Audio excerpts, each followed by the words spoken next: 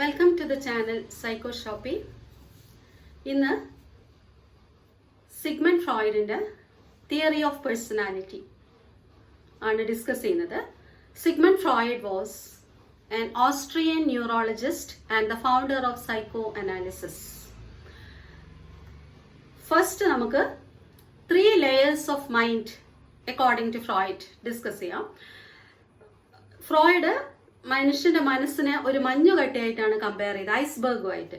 ഒരു കടലിലുള്ള ഒരു ഐസ്ബർഗിന് 3 ലെയർ ഉണ്ട്, പുറമേന്ന് കാണാൻ പറ്റുന്ന ലെയർ. അതുപോലെയാണ് നമ്മള് കോൺഷ്യസ് മൈൻഡ് എന്ന് ഫ്രോയിഡ് പറഞ്ഞു. കുറച്ച് കാണാം, കുറച്ച് കാണാൻ പറ്റില്ല. Partially visible and invisible part ഉണ്ട് ആ ഐസ്ബർഗിന്. അതുപോലെയാണ് നമ്മളെ preconscious mind or subconscious mind എന്ന് പറഞ്ഞു. പിന്നെ മഞ്ഞുകട്ടേന്റെ ഭൂരിഭാഗവും കടലിലാണ്, അതിനെക്കുറിച്ച് യാതൊരു ഐഡിയ ഇല്ല. അപ്പൊ ആ മഞ്ഞുകട്ടേന്റെ സൈസ് എത്രയാണെന്ന് അറിയില്ല, നമ്മൾ ടൈറ്റാനിക് ഫിലിമിൽ കണ്ടില്ല. അതേപോലെ നമുക്ക് ഒരു ഐഡിയ ഇല്ലാത്ത, എന്തൊക്കെയാണ് അവിടെ ഉള്ളതെന്ന് അറിയാത്ത ഒരു പാർട്ട് ഓഫ് മൈൻഡ് നമുക്കുണ്ട്, അതാണ് unconscious mind. So according to Freud, our mind has 3 layers: conscious mind, preconscious or subconscious mind and unconscious mind. ഓരോന്ന് എന്താ നോക്കാം. എക്സാം പോയിന്റ് ഓഫ് വ്യൂവിലാണ് മെയിൻ ആയിട്ടുള്ള കാര്യങ്ങൾ മാത്രമേ പറയുന്നുള്ളൂ. Conscious mind consist of all the things that we R fully aware of. നമ്മളെ എല്ലാ present ആയിട്ടുള്ള കാര്യങ്ങളും കോൺഷ്യസ് മൈൻഡിലുണ്ട്. അതായത് നമ്മൾ സംസാരിക്കുന്നത്, നമ്മൾ ചെയ്യുന്നത്, what we feel and certain memories, ഇതെല്ലാം നമ്മളെ കോൺഷ്യസ് മൈൻഡാണ്. അപ്പൊ കോൺഷ്യസ് മൈൻഡ് എന്ന് പറഞ്ഞാൽ നമ്മളെ ഫുള്ളി അവെയർ ആയിട്ടുള്ള പാർട്ട് ഓഫ് മൈൻഡാണ് കോൺഷ്യസ് മൈൻഡ്. ഇനി പ്രികോൺഷ്യസ് മൈൻഡ് എന്ന് പറഞ്ഞാൽ അവിടെ മെമ്മറീസ്, എക്സ്പീരിയൻസസ് എല്ലാം ഉണ്ട്. പക്ഷെ അതിനെക്കുറിച്ച് നമ്മൾ കോൺഷ്യസ് അല്ല പ്രസന്റ് മൊമെന്റില്. കോൺഷ്യസ് മൈൻഡ് എന്ന് പറഞ്ഞാൽ പ്രസന്റ് നമ്മൾ കോൺഷ്യസ് ആയിട്ടുള്ളതാണ്. പ്രികോൺഷ്യസ് മൈൻഡ് അല്ലെങ്കിൽ സബ് കോൺഷ്യസ് മൈൻഡ് നമ്മൾ കോൺഷ്യസ് അല്ല പ്രസന്റ് മൊമെന്റില്. പക്ഷെ നമുക്ക് വേണമെങ്കിൽ what is there in our preconscious mind can be brought to our conscious mind. എപ്പോൾ വേണമെങ്കിലും പ്രികോൺഷ്യസ് മൈൻഡിലുള്ള കാര്യങ്ങൾ നമുക്ക് കോൺഷ്യസ് മൈൻഡിലേക്ക് കൊണ്ടുവരാൻ പറ്റും. ഇപ്പൊ നിങ്ങൾ 1ാം ക്ലാസ്സിൽ പഠിപ്പിച്ച മാത്സ് ടീച്ചർ ആരാണെന്ന് വെച്ചാൽ അത് നിങ്ങൾ കോൺഷ്യസ് മൈൻഡിലില്ല, പക്ഷെ നിങ്ങൾ ആലോചിച്ചിട്ട് നിങ്ങൾ എനിക്ക് പറഞ്ഞു തരും. അപ്പൊ നിങ്ങൾ ആ ആലോചിച്ചിട്ട് ആ പേര് കൊണ്ടുവരുന്നത് പ്രികോൺഷ്യസ് മൈൻഡിൽ കൊണ്ടുവരാണ് കോൺഷ്യസ് മൈൻഡിലേക്ക്. ഇതാണ് പ്രികോൺഷ്യസ് മൈൻഡ്. ഇനി തേർഡ് വൺ, അൺകോൺഷ്യസ് മൈൻഡ്.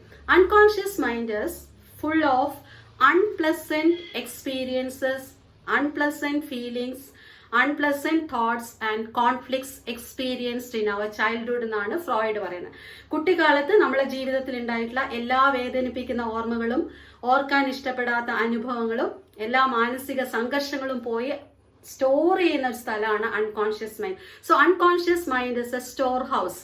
നമുക്കറിയാം, നമ്മള് വേദനിപ്പിക്കുന്ന ചില അനുഭവങ്ങള് we used to painful experiences are forgotten, അല്ലെ? We like to forget painful experience and sometimes painful experiences are unconsciously forgotten. അതിനൊരു പേര് പറയും റിപ്രഷൻ, അല്ലെ? അപ്പൊ അൺകോൺഷ്യസ് മൈൻഡിലുള്ള കാര്യങ്ങളെ കുറിച്ച് നമുക്ക് യാതൊരു ഓർമ്മയില്ല, ഒന്നും അറിയില്ല. അതിനെ കോൺഷ്യസ് മൈൻഡിൽ കൊണ്ടുവരാൻ പറ്റേയില്ല.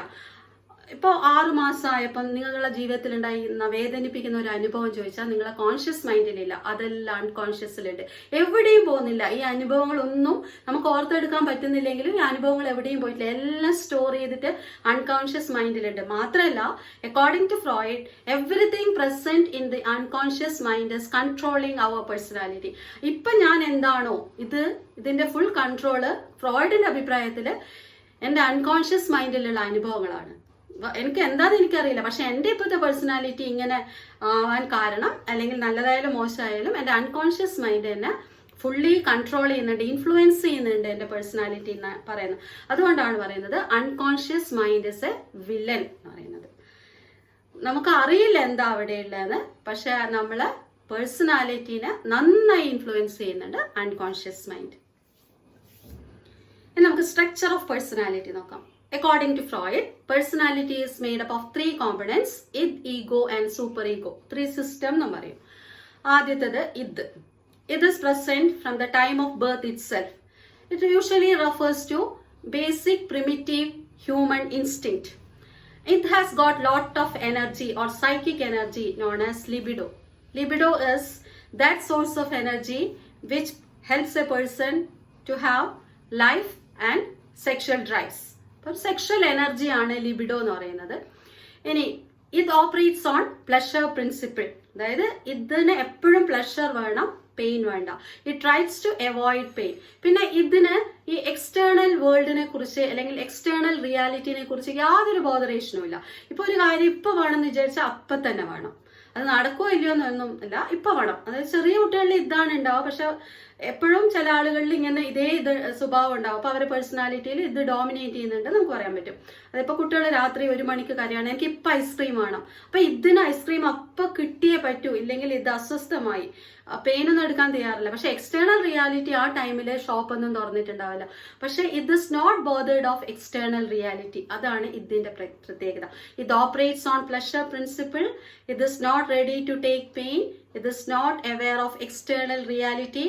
It wants to satisfy desires immediately, and it has got lot of energy known as psychic energy, sexual energy known as libido. ഇതാണ് ഇതിനെ കുറിച്ച് പറയാനുള്ളത്. അടുത്ത സിസ്റ്റം അല്ലെങ്കിൽ കോമ്പണന്റ് ഓഫ് പേഴ്സണാലിറ്റി ആണ് ഈഗോ.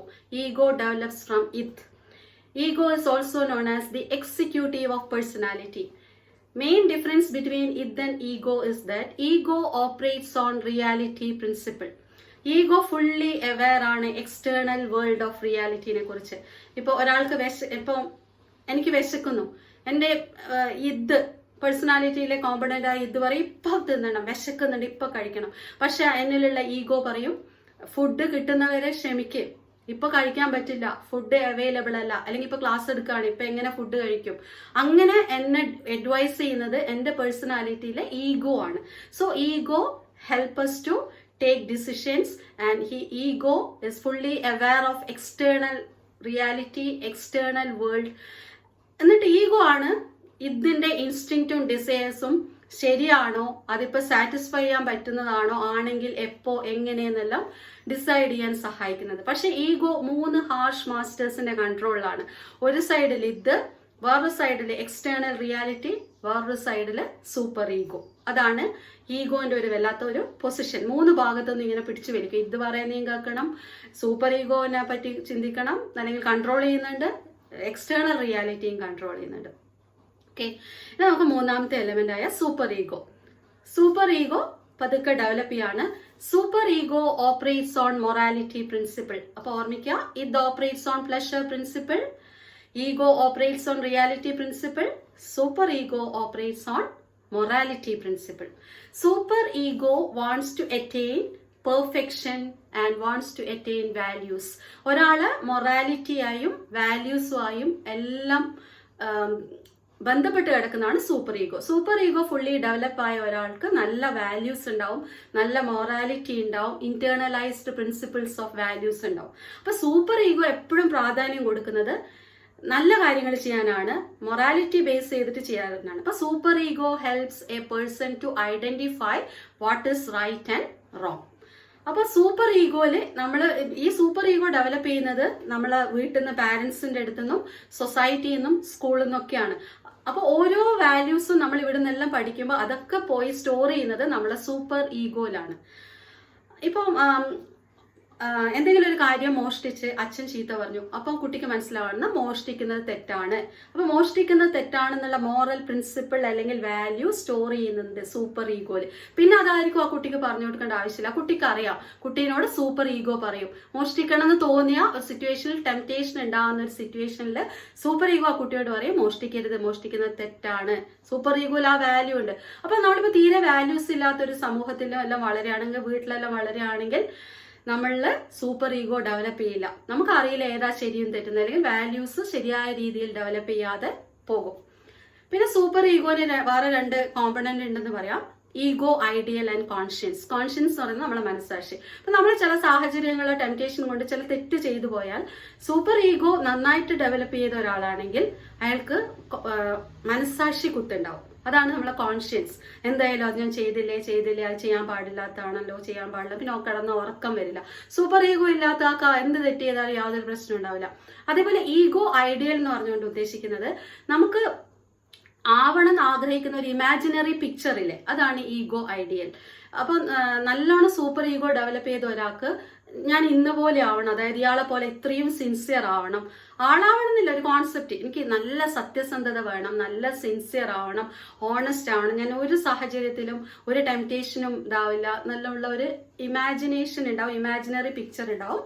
അതിനാണ് ഈഗോ ഐഡിയ എന്ന് പറയുന്നത്.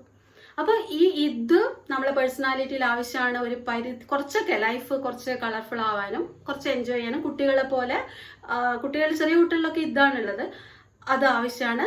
ഈഗോ ആവശ്യമാണ്, സൂപ്പർ ഈഗോ ആണ്. പക്ഷേ ഇതൊരു ടീമായിട്ട് വർക്ക് ചെയ്യണം. When ego and super ego work as A team, then we will have an integrated personality.